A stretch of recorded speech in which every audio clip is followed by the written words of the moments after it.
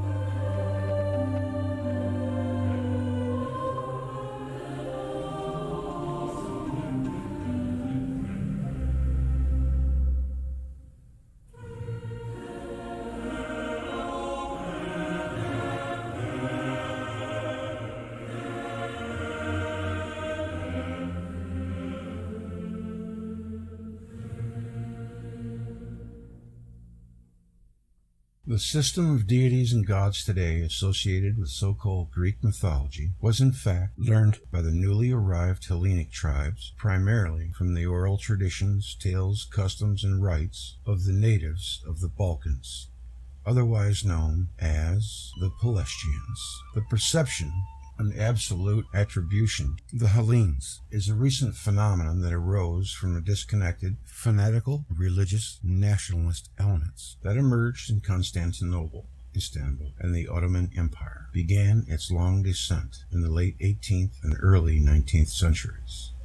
The tragic result of this tumultuous period and the shameless historical revisionism that epitomizes the essential character of all nationalism was the violation of the sacred rights and dignity of many other cultures in the region, foremost among them the Pelasgians, who deserve to be called the Aborigines of Europe. Having thus inherited the culture and mythology of the Pelasgians and wisely adapted Phoenician script, which later became what is referred to as Ancient Greek, the Hellenes had stumbled upon a unique, powerful, inspiring foundation from which another phase of human progress would soon emerge in great splendor. Many questions concerning the nature of the emergence of this great civilization remain, however, and research continues, despite stubborn vestiges of 19th and 20th century nationalist delusions that persist within the psyche of some of the modern administrators and clerical cast of characters in Athens, though by no means all. Based on geographic proximity, linguistic studies, analysis of cultural traditions derived from historical accounts, as well as artistic renderings of life at various points from antiquity to the present, it is believed that the Illyrians, Thracians, Dacians were the descendants of the Pelasgians. Today, there is only one language that remains as a representative of this branch of Indo-European language tree, thus representing this rich ancient source, and that is Albanian. Majority of researchers agree that Albanian likely derives from an Illyrian, possibly a Thracian root, thereby forming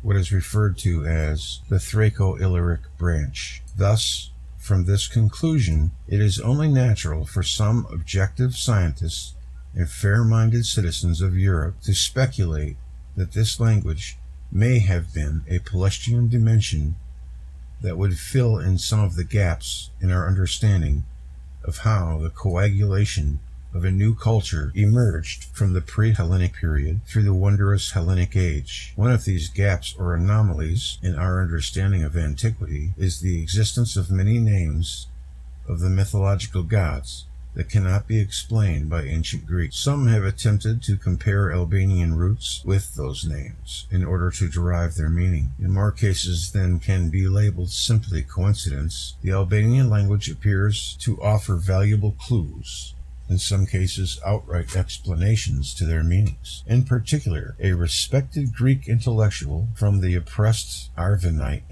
Albanian Christian minority of Greece, Aristith Kola, has produced a plethora of evidence revealing a strong link between the names attributed to the Pelasgian gods and deities and the Albanian language. Soon as the clouds were set in motion, the winds breathed mirth and frankincense. The Vedas contain hymns to Agni, which glows from the sky. Its fragrance became the fragrance of the earth. That fragrance of thine, which the immortals of yore gathered up, the generation of those days when the star conveyed its fragrance to men on the earth, is immortalized in the tradition of the Hindus. The Vedic hymn compares the fragrance of the star, Agni, to the scent of the lotus. I wonder if that might be why people wear perfume and cologne today, because their smell does tend to precede them and linger after they left. That was a long chapter. And we've only got, that was just one sub-chapter of chapter 6. Still got 2 more to go. 3 more to go in part 2.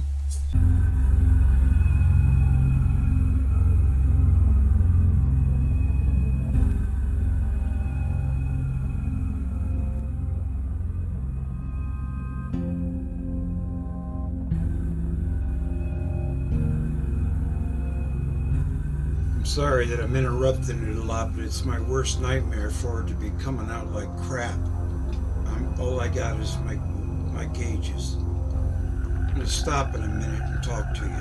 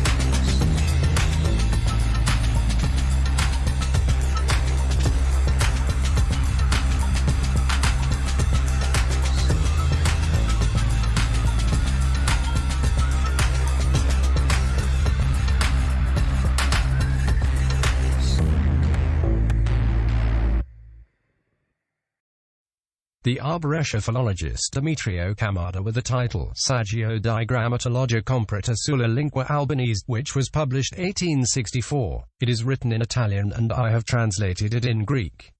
Demetrio Camada was the founder of the Albanian philology.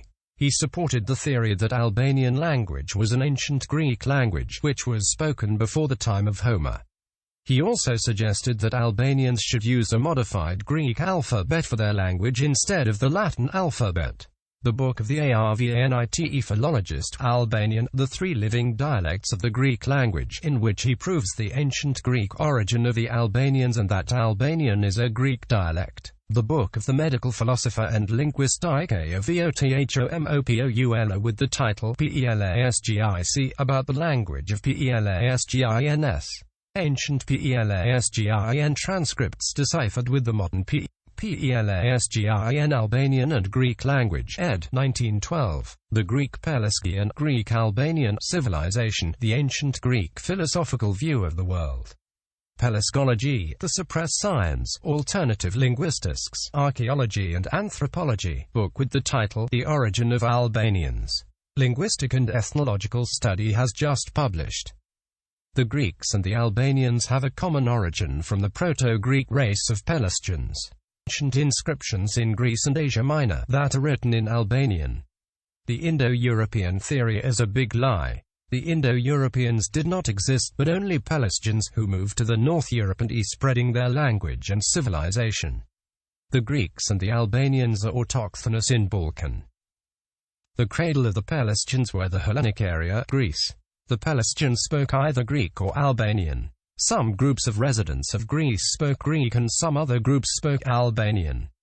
Greek and Albanian is the mother of the so-called Indo-European languages as well as of languages that belonged to other linguistic families. The Greek Pelasgian civilization predates the Eastern civilizations. The Sumerians were Pelasgians.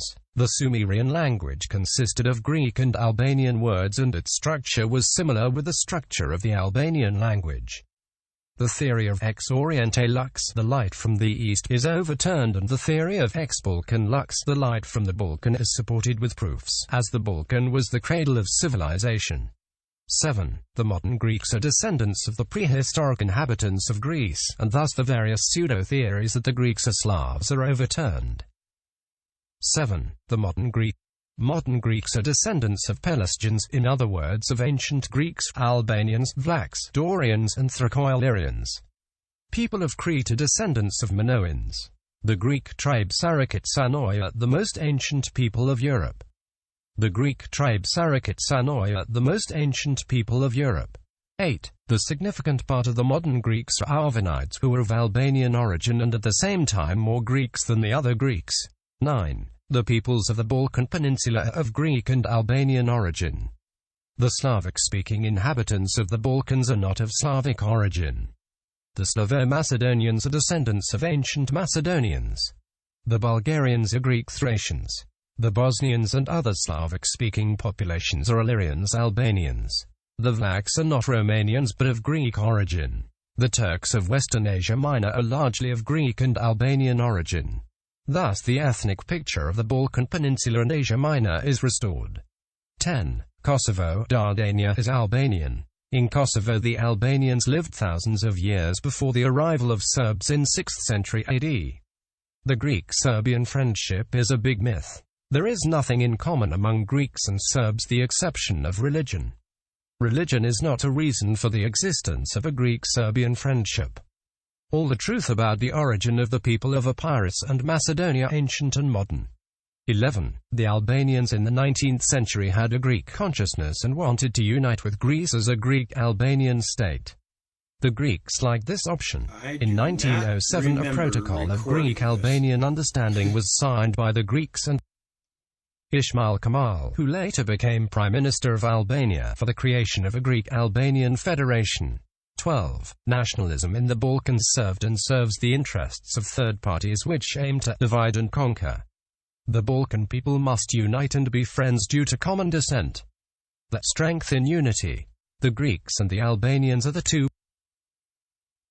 two people with the most common historical roots. They are blood brothers. 13. The relations between Hellenism and Christianity in Byzantium, more correctly in the Eastern Roman Empire, and the period during Turkish rule. The Byzantine Empire was not Greek, but a Christian anti-Greek empire that destroyed the ancient Greek civilization and hated everything Greek. The Byzantine Empire banned the sacred Greek name Hellenes and replaced it with the despicable name Romeos. 14. The Greek-Serbian friendship is an anti-Greek myth. Serbs are the despicable nation of Balkan. Serbs did atrocities and genocide against Albanians in Kosovo and Bosnians. Serbs in the past claimed that Aegean Macedonia was Serbian. The Serbs were one of the first states that recognized FYROM as Macedonia as well as the existence of a distinct Macedonian nation. So where is the Greek-Serbian friendship? 15. The myth of Greek-Russian friendship. All these Greek pseudo-politicians and pseudo-intellectuals of the left and right ideology who say that the Greeks should turn to Russia, are they conscious of the silliness? Have they heard about panslavism? Do they know that Russia was historically an enemy of Greece and sought the Aegean Sea? Do they know that Russia was among the first states that recognized FYROM as Macedonia? So the Greeks who held Russian flags in the demonstrations against FYROM are ignorant of history.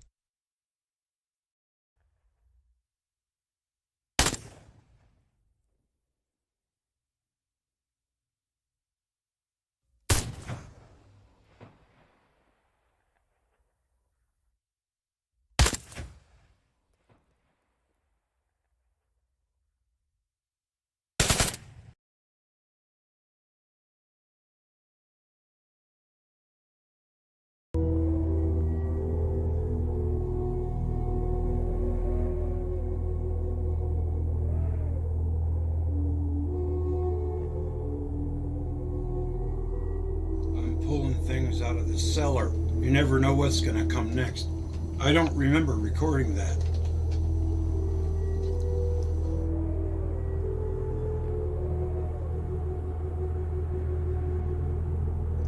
Yeah, we're going to be ending this one pretty soon. I'm going to come out in a few minutes and say hello to you.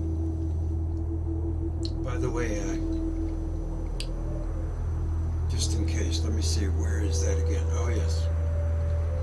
Hello. Greg here.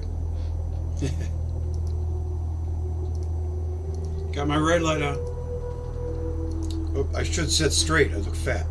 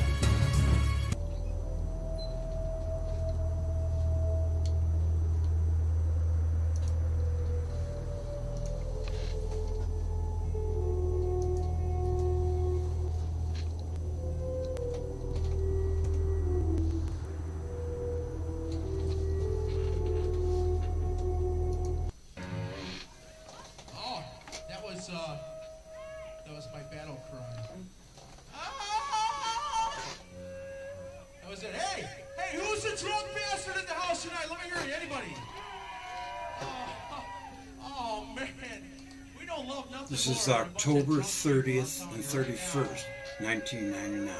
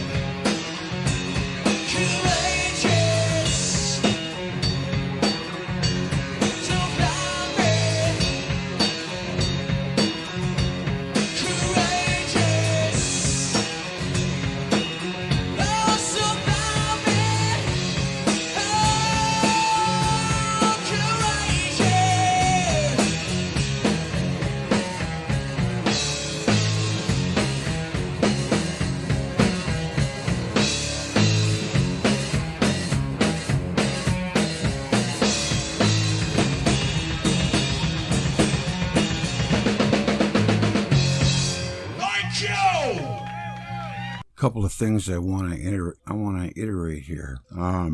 Just to touch base on a few things that we've picked up in recent Velikovsky readings and putting things together from previous videos, we can start to see a little bit better of a picture. The ice sheet in Greenland was measured in 1947, and it turned out to be 6,000 feet thick, and there are human implements of civilizations underneath it. They've pulled up things with their drills. So, that's pretty thick. I wonder how much it is today. That would be pretty telling, wouldn't it? I'm going to have to try to find out. In Spitsbergen, there are coral fossils showing hard evidence that it must have been in a tropical zone of Earth. These things exist the world over. There are signs in the middle latitudes. They have signs of ice effects. The Earth seemed tropical plants in polar regions.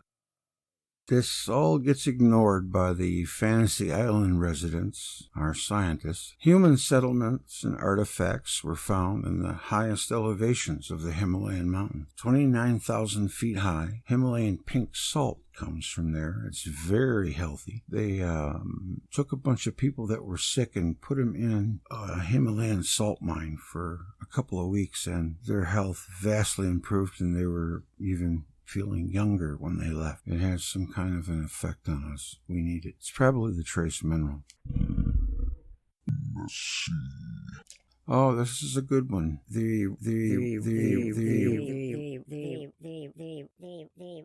There are rocks in the Himalayan mountains that show that they have been charged by a source at least 140 times stronger than Earth's magnetosphere. Now that has to scream Earth was sitting next to a gigantic planet for a while. And maybe it was in its shadow, and that's where it was dark. But that's all, like he said, a matter of opinion. But, I mean, there's only one way that could have happened. It's beginning to see that our planet was at one time, not all that long ago in geologic terms, very close to a gigantic planet. Of course, we had Saturn, there was Uranus, and Jupiter, no doubt, could have seen well by the Hopewell, too. Jupiter. I mean, with a blast of Zeus's nostrils, a whole mountain range could lift 15,000 feet or get completely ripped off and thrown 2,000 miles. I mean, it just had awesome strength. No wonder they thought that Jupiter was their mighty god. I could see that, definitely. Especially with plasma making all kinds of shapes. It always seems to me that stuff, even when it's in nebula form, wants to form into some kind of a human form. It's just a model of the universe, I think. Some of those nebula pictures, especially the girl, the ballerina, or the girl it's just uncanny how much that looks like a real person. And can you imagine with the ancients, if they saw something like half that good? They'd be trembling, ready to cut their babies' hearts out for it. That's one thing. They didn't, I don't know. Where did their compassion go at that point? One's got to wonder.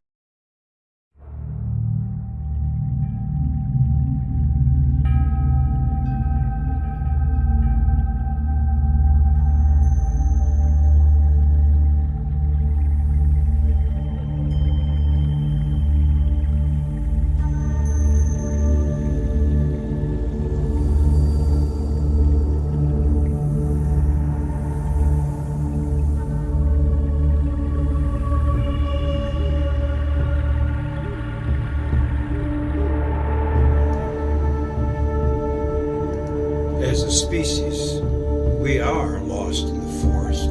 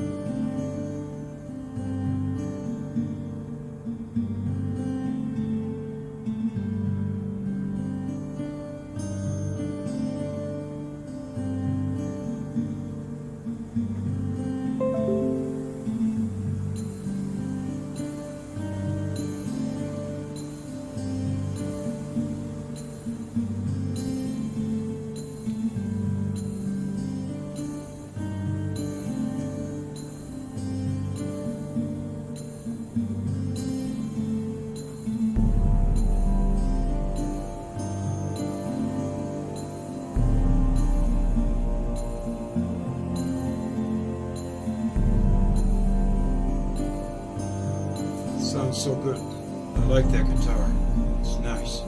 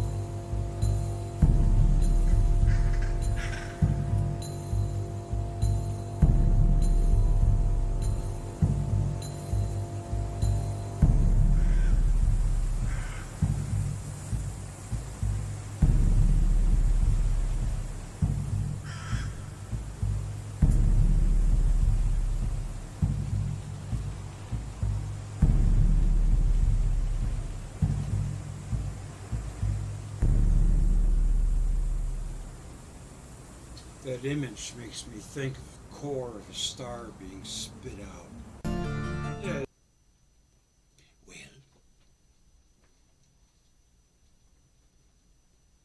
let's hear it.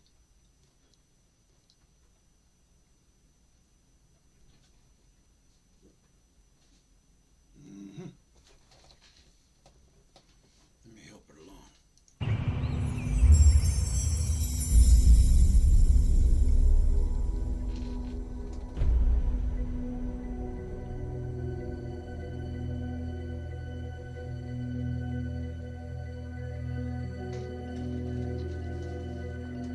There's one or two more Pelasgians coming. I gotta make it quick because it's gotta be done before 11. I put a bunch of stuff on there. And I have to have it on display capture because the OBS won't pick up the Windows movie thing. Don't pick it up. So I have to put it on. People are awfully forgiving. Or they just don't understand.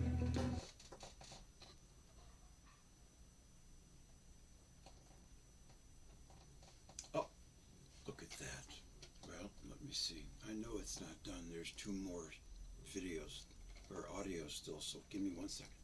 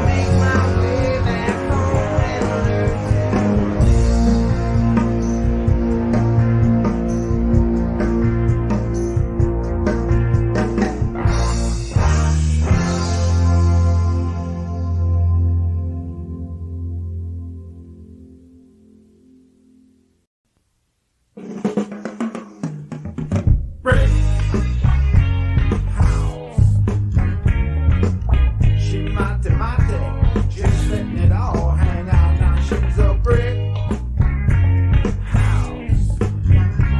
Little lady step, that's a fact. Ain't holding nothing back. Now she's a brick house. When we're together, everybody knows this is how the story goes. She knows she got everything that a woman needs to get a man. Knows how to choose and the sex she use. 36, 24, 36. Oh, what in the hell? She's a brick house. She my day, just letting it all hang out. Now she's a brick house. That little stack, that's a fact. Ain't holding nothing back. Now she's a brick house. She the one, only one, built like an Amazon.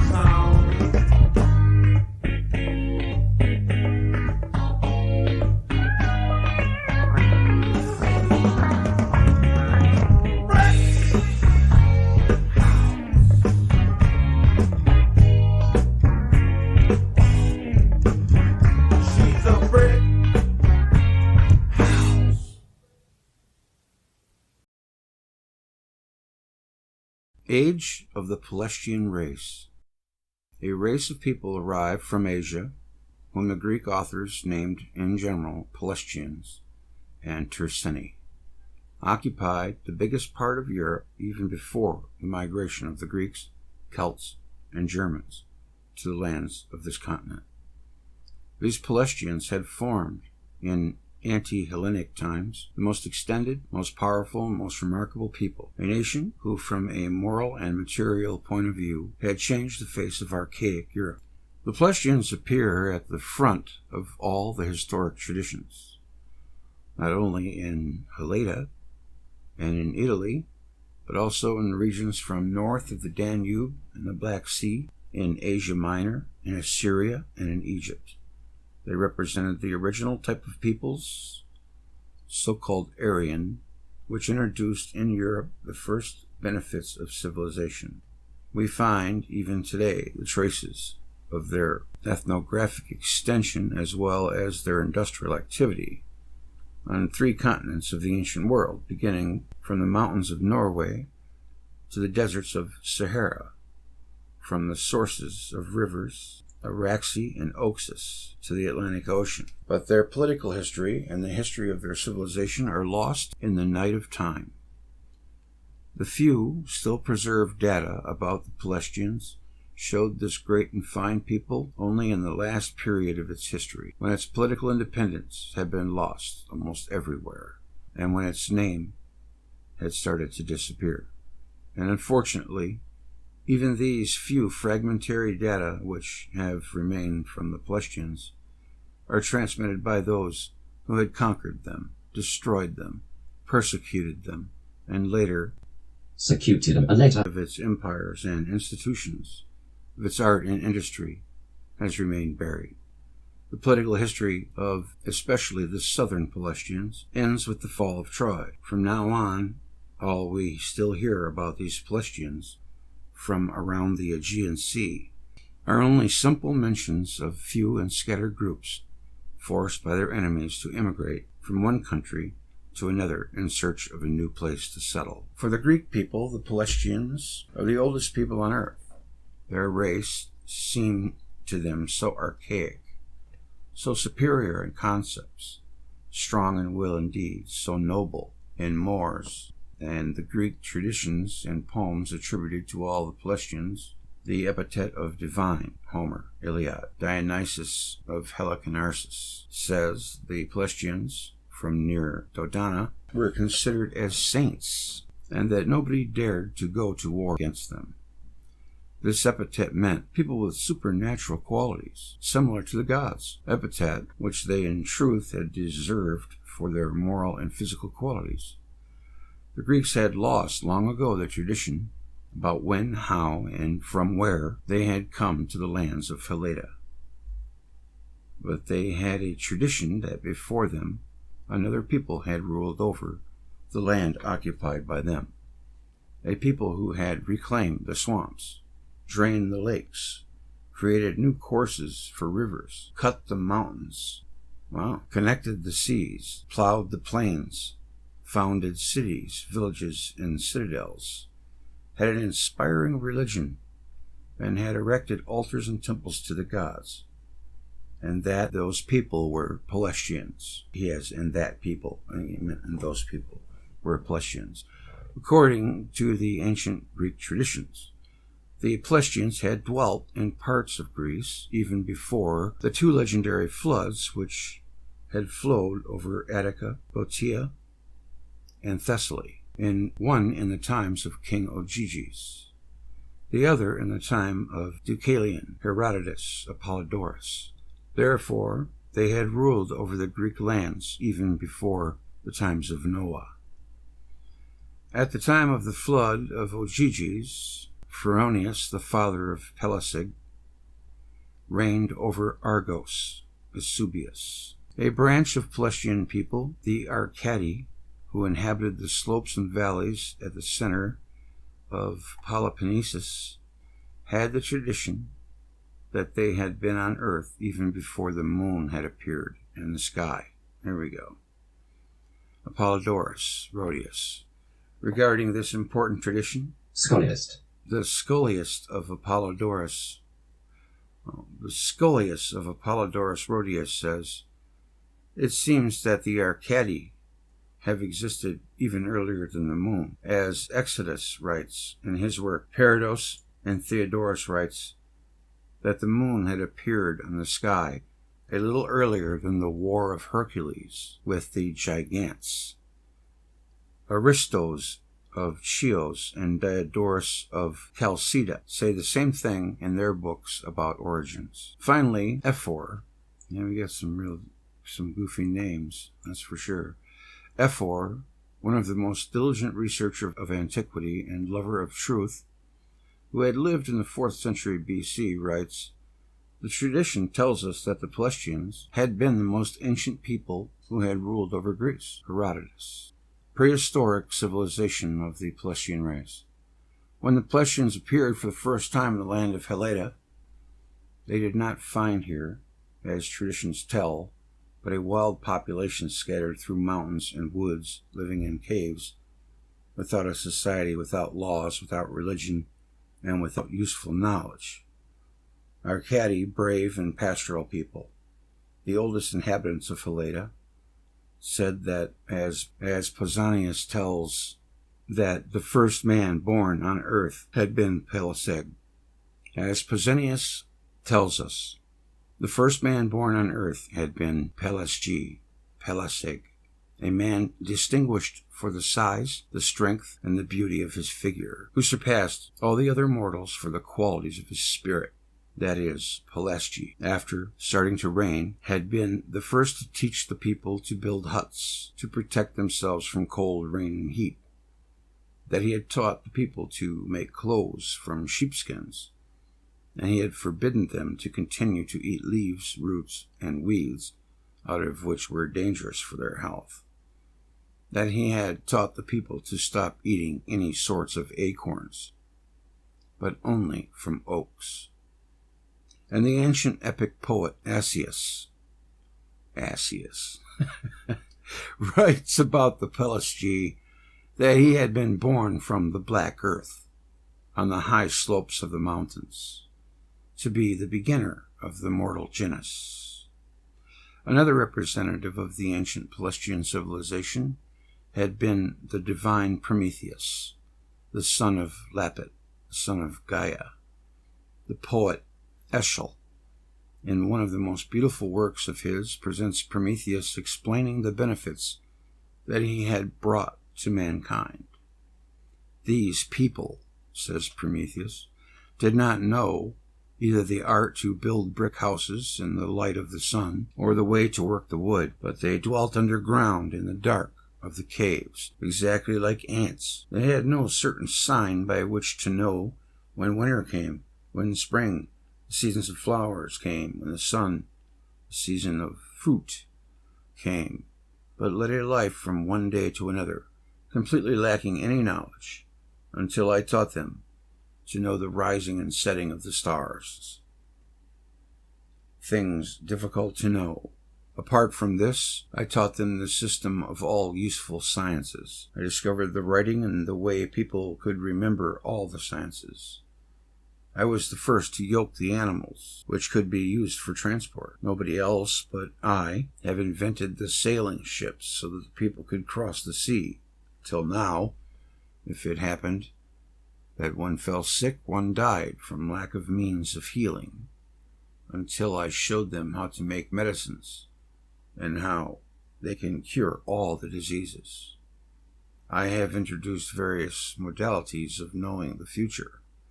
And finally, who could affirm to have discovered ahead of me the useful things hidden underground like copper, iron, silver, and gold? Pelasgian and Prometheus are personifications of the ancient Pelasgian culture, and everything they invented or created, according to traditions, belongs to the genus of the entire people. There also existed in Crete an old tradition of Pelasgian tribes, had been the first in that island to teach the people to form flocks of sheep and to domesticate other types of animals, pigs, goats, cattle, horses. That they had taught the people the art of throwing the spear, the Pelasgian national weapon, and to live in a community, a communal society, and especially that they had been the initiators of goodwill and the regular and moderate life. Pador Siculus. The data we have about the ancient history of the Pelasgians correspond entirely with the facts presented by the archaeology of the Neolithic epoch. The Pelasgians appear, according to ancient historical traditions, as the same population as the Neolithics, who had introduced in Europe the first elements of civilization. See, I'm trying to see if they were giants. It sounds kind of like it to me, but I don't know. They had introduced in Europe the first elements of civilization, domesticated animals, and the cultivation of cereals, and a more advanced industrial art. Even the Neolithic pottery bears Pelasgian ornamental signs and mystical symbols. Greek traditions also attributed to the Pelasgians the first cult of the gods in Europe. It was especially said about the Arcadi that they had been the first to bring sacrifices and make religious ceremonies for the gods. As we know, the Greeks had borrowed their main divinities from the Pelasgians. Herodotus, Plato, and Ovid. The ancient Jove of the Romans held a stone in his hand instead of thunderbolts, and the Romans made the most solemn oaths on this Jupiter Lapis. Cicero. Even today, some parts inhabited by Romanians, the peasants swear, while holding a stone in their hand or touching it with the hand, even in their oath rites, the Romans preserved until late the use of holy stones of silex. So the fact is, from the historical point of view, before Greek and Egyptian civilization, a much older civilization had spread over Europe. This had been the moral and material civilization of the Pelasgian race, which had opened a vast scope of activity for the human genus. The influences of this Pelasgian culture had been decisive for the fate of the mortals on this earth. The Pelasgians were the real founders of our actual way of existence.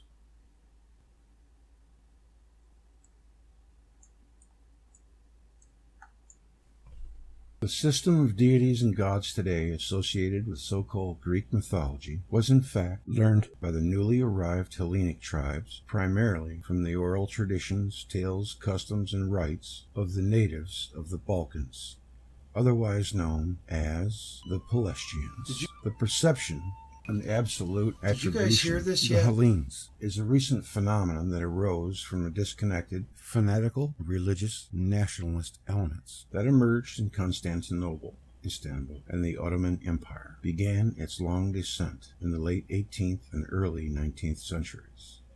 The tragic result of this tumultuous period and the shameless historical revisionism that epitomizes the essential character of all nationalism was the violation of the sacred rights and dignity of many other cultures in the region, foremost among those who deserve to be called the Aborigines of Europe. Having thus inherited the culture and mythology of the Pelasgians and wisely adapted Phoenician script, which later became what is referred to as Ancient Greek, the Hellenes had stumbled upon a unique, powerful, inspiring foundation from which another phase of human progress would soon emerge in great splendor. Many questions concerning the nature of the emergence of this great civilization remain, however, and research continues, despite stubborn vestiges of 19th and 20th century nationalist delusions that persist within the psyche of some of the modern administrators and clerical cast of characters in Athens, though by no means all. Based on geographic proximity, linguistic studies, analysis of cultural traditions derived from historical accounts, as well as artistic renderings of life at various points from antiquity to the present, it is believed that the Illyrians, Thracians, Dacians were the descendants of the Pelasgians. Today, there is only one language that remains as a representative of this branch of Indo-European language tree, thus representing this rich ancient source, and that is Albanian. Majority of researchers agree that Albanian likely derives from an Illyrian, possibly a Thracian root, thereby forming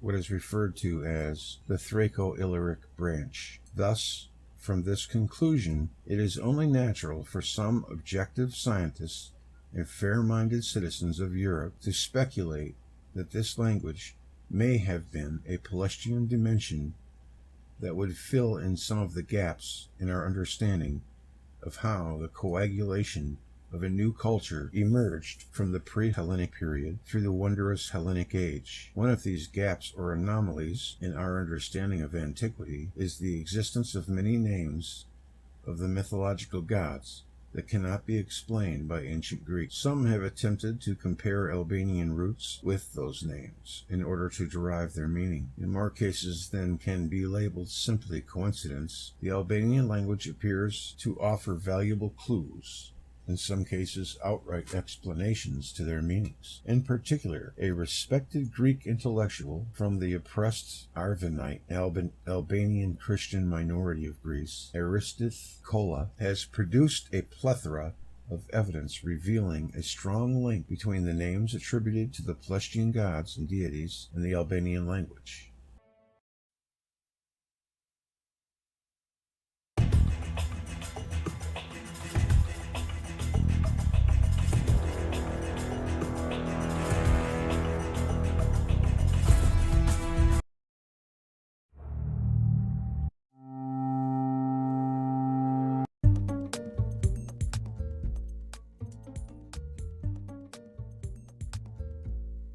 Alright, it's time to come out and reveal myself.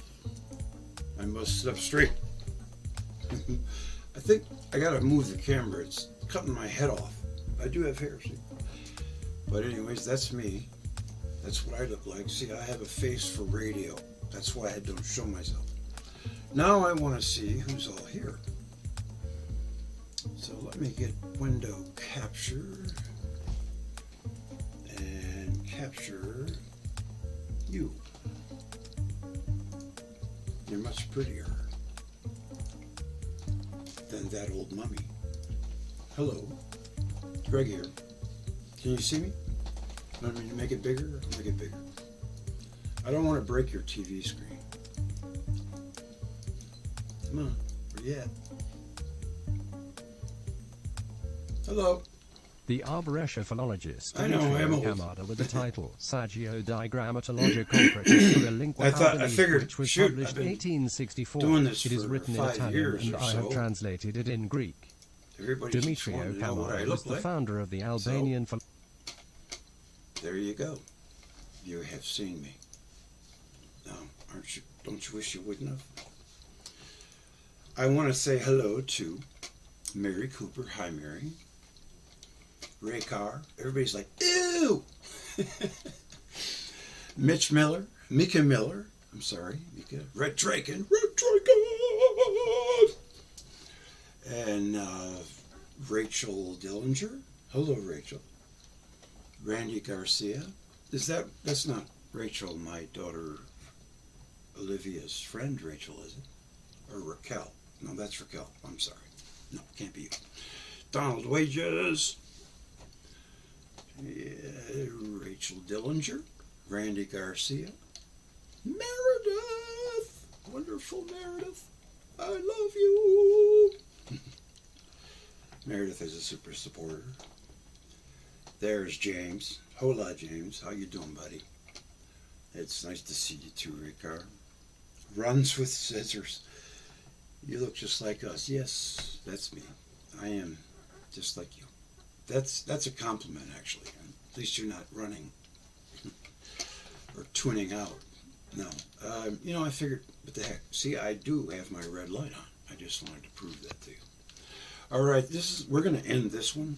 Excuse me. And we're going to start. Hold on a second. I have to do something.